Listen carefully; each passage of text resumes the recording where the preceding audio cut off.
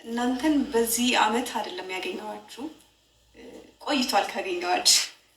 ግን ደግሞ በጣም ብዙ ነገሮችን አብረን አሳልፈናል በዚህ አመት ውስጥ ምናምን ደስታን፣ በቃ ሀዘንን፣ በቃ ለቅሶን ምናምን ብዙ ነገሮችን አብረን አሳልፈናል እና በቃ እኔ እንጃ ምን እንደምላችሁ አላውቅም።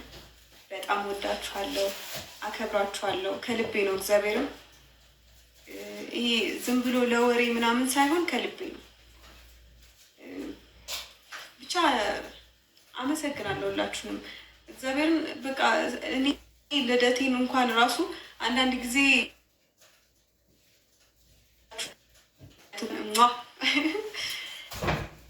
የራሱን ልደት እንኳን የምትረሱበት ጊዜ አለ አይደለ? ግን እኔ ልደቴን እንኳን መርሳት አልችልም ማለት ነው፣ በዚህ ሁኔታ ማለት ነው። ምክንያቱም በጣም ብዙ ስለኔ የሚያስቡ ስለኔ መልካም የሚመኙ ሰዎች አላችሁ፣ አጠገቤም አሉ። እናንተም ደግሞ ሩቅ ሆናችሁ ግን አጠገቤ እንዳላችሁ ያክል የሚሰማኝ ወዳጆች ያላችሁ እና በጣም ነው የማመሰግነው። ማለት በቃ እናንተ ስላላችሁኝ ነው የምኮራው፣ በኩራት የምንቀሳቀሰው፣ የምራመደው፣ ምናምን ወጣው፣ የምገባው። እኔ እንጃ ቃላት ያንሰኛል። መልካም ምኞታችሁ በፊት ጀምሮ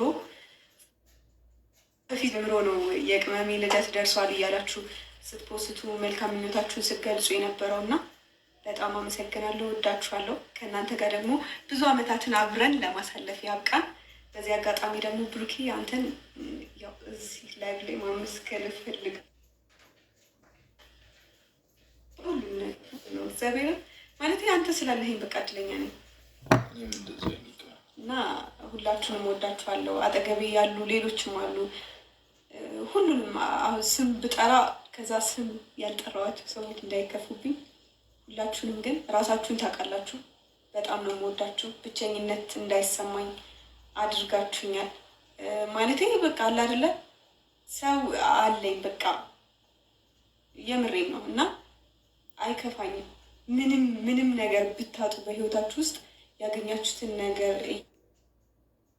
ፈጣሪያችሁን ማመስገንን የመሰለ ነገር የለም እና እኔ አሁን ምንም ነገር አይቆጨኝም።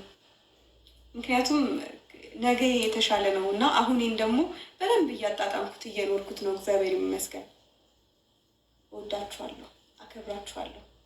ከልቤ ለማመስገን ነው ላይቭ ራሱ የገባሁትኝ እና ከገባሁኝ በኋላ ራሱ የቀጠሮ ጌም እስኪመስል ድረስ በጊፍት ያንበሻበሻችሁኝ ሰዎች አላችሁ እና አላቅም ምን እንደምላችሁ። ሁሌም ታስከብሩኝ ያላችሁ። እኔ እንጃ ትንሽ ነኝ ማለት አይደለም፣ ትንሽ አይደለሁም፣ ግን ትንሽ ሆኜ እንደ ትልቅ እየተከበርኩ